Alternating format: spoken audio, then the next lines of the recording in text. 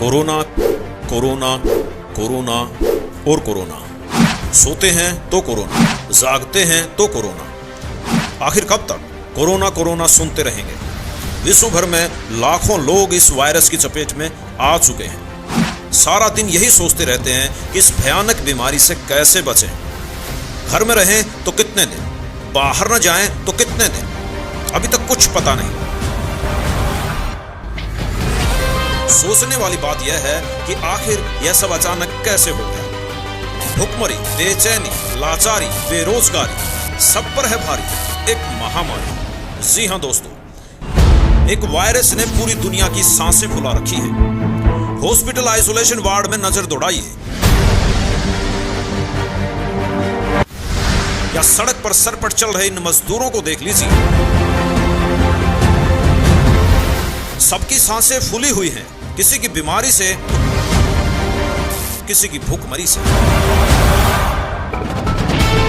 अब तो बेरोजगारी का तनाव भी गर्दन पर तलवार लिए खड़ा है। जान और जहान दोनों खतरे में है। कोई कहता है कि यह वायरस चीन ने जानबूझकर छोड़ा है, कोई कहता है यह चीन का जैविक हथियार है, कोई कहता है कि यह संत सताने की सजा है। कुछ लोगों का कहना है कि यह शिव हिंसा करने का फल है। भविष्यवक्ताओं ने इस घड़ी को पहले ही बता दिया था। नास्ट्रेडमस, जय गुरुदेव तथा सूरदास जी ने इन सब को कौन नहीं जानता। सारा विश्व जैसे ठहर सा गया हो।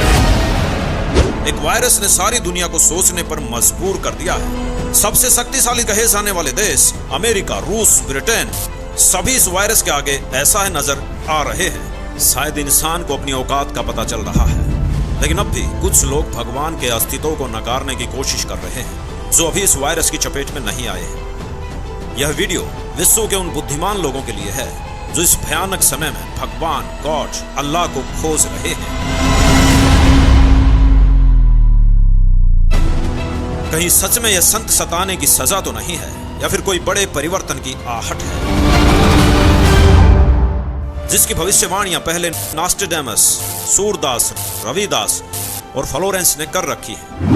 अगर संत सताने की सजा मिल रही है तो हमें सोचना पड़ेगा कि हमने किस सच्चे संत को सताया है। ऐसा तो नहीं है कि वह भगवान का अवतार पृथ्वी पर मौजूद हो और हम उसको अनदेखा कर रहे हों।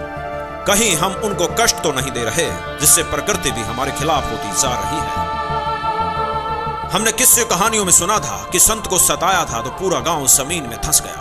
बुद्धिमान लोगों को इस पर विचार करना पड़ेगा और उस अवतार को ढूंढना पड़ेगा जो सच में भगवान का अवतार है, जो इस विश्व को इस वायरस से बचा सकता है। इन सारी बातों पर हमारी टीम विचार कर रही थी।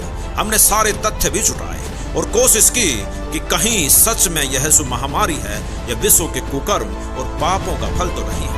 हमारी टीम ने इंटरनेट से जानकारी प्राप्त की तो जो सच निकल कर आया वह काफी गहरा था। हमने काफी साधु संतों, फकीरों पर रिसर्च किया तो एक संत का संघर्ष में जीवन सामने आया, जिस पर सभी भविष्यवक्ताओं की भविष्यवाणियां सटीक बैठ रही थी। सारे आंकड़े और प्रमाण मिलकर हमने जो निष्कर्ष निकाला कि सच में यह वही संत है जिसकी हमें तलाश थी।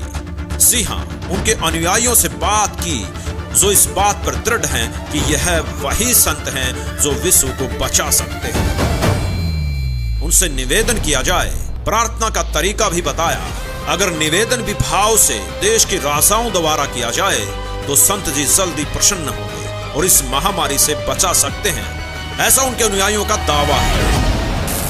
अरे हाँ, उस संत का नाम बताना तो भूल ही गए। उनका नाम है जगत गुरु तत्वदर्शी संत रामपाल जी महाराज, जिनको सताया जा रहा है और उनको जेल में डाल रखा है। अनुयायियों का दावा है कि उनको सम्मान के साथ जेल से बाहर निकालकर उनके चरणों में करबद्ध प्रार्थना की जाए तो विश्व इस महामारी से बच सकता है। जब हमारी टीम ने यह सवाल किया कि वह खुद जेल में हैं तो विश्व को कैसे बचा सकते हैं, तो उनका कहना था कि संतों की लीला समझ से परे होती है। वह विश्व कल्याण के लिए एक तीर से कई निशाने करते हैं। हमें उनकी बातों पर विश्वास हो रहा था। उन्होंने ऐसे लोगों से मिलवाया जो कैंसर, एड्स से ग्रसित थे और नाम दीक्षा लेने के बाद स्वस्थ हो गए। जब वहाँ नाम दीक्षा ली और उसके बाद जब दर्शनों को लाइन में लगते उनसे आशीर्वाद लिया, उसी वक्त मेरा खून उनका बंद हो गया। मुझे ब्लड कैंसर था। कैसे हुआ कि मुझे पता नहीं था ब्लड कैंसर है। उदयपुर में मैंने चेकअप करवाया। ये मेरी कैंसर की रिपोर्ट्स है। ये देखो आप, मैं कैंसर की मरीज थी। मुझे डॉक्टरों ने 2-4 दिन का कहा था। मैं ठीक हुई हूँ संत रामपाल जी महाराज से गुरु दीक्षा लेने के बाद। आश्रम पहुंचने में परमात्मा का नामदान लिया और जो उन्होंने मुझे उपदेश दिया, उस उपदेश देने के बाद उन्होंने आशीर्वाद दिया। आशीर्वाद देने के बाद तत्क्षण में मेरा ये रोग वहीं के वहीं दर्द बिल्कुल ठीक हो गया। हमें उनकी बातों पर विश्वास हो रहा था। उनका कहना था कि कोरोना वायरस कुछ भी नहीं है। यदि आप संत जी का ज्ञान सुनोगे तो पता चलेगा कि वास्तव में मनुष्य की आने वाली समय में क्या दुर्गति होने वाली है। यदि भगवान की सच्ची भक्ति नहीं की, या यूं कहें कि संत रामपाल जी से नाम दीक्षा नहीं ली, तो कोरोना के बाद एक भयंकर समस्या 84 लाख योनियों की है जो अरबों खरबों जीव भुगत रहे हैं। कोरोना तो एक बार मारेगा, लेकिन उसके बाद नरक और 84 लाख योनियां भुगतनी पड़ेंगी। कुत्ता, गधा, कीड़े मकोड़े भी बनना पड़ेगा।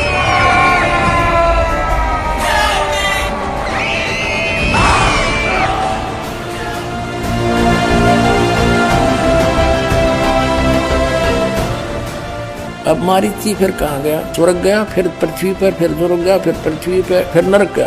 ये आगे देखो, 1000 आख वृक्ष के भाव, 80,000 सीप के भाव, 20,000 नीम के भाव वृक्ष के भाव, 90,000 बार केली वृक्ष के भाव, 3,000 बार चंदन वृक्ष के भाव, 5 करोड़ बार कनेर वृक्ष के पेड़ों के शरीर, और 60,000 बार वैश्या के शरीर, 5 करोड़ बार शिकारी के जीवन, और 20 करोड़ बार हाथी बना, 60 करोड़ बार गधा बना, और 30 करोड़ बार कुत्ता, 60 करोड़ बार नपुंसक, 20 करोड़ बार स्त्री, 90 लाख बार धोबी, और 8 करोड़ बार घोड़ा, 20 करोड़ बार बिल्ली, और 60 लाख बार गर्भपात से मरण, और केवल 80 लाख बार देव प्रयाग को प्राप्त हुआ। ये है रियल जन्म मरण का चक्र, बिल्कुल सत्य है। कब तक? जब तक उस अल्लाहू अकबर की सत साधना इस दास से प्राप्त नहीं होगी, तो ऐसे जन्म मृत्यु सबकी होगी। यह बातें सुनकर एक वीडियो हमारे सामने आई, जिसे देखकर हमारी आंखों में भी आंसू आ गए। यह कुत्ता भी कभी हमारी तरह मनुष्य था, ठाट बाट से रहता था, लेकिन अब इसकी दशा दयनीय है।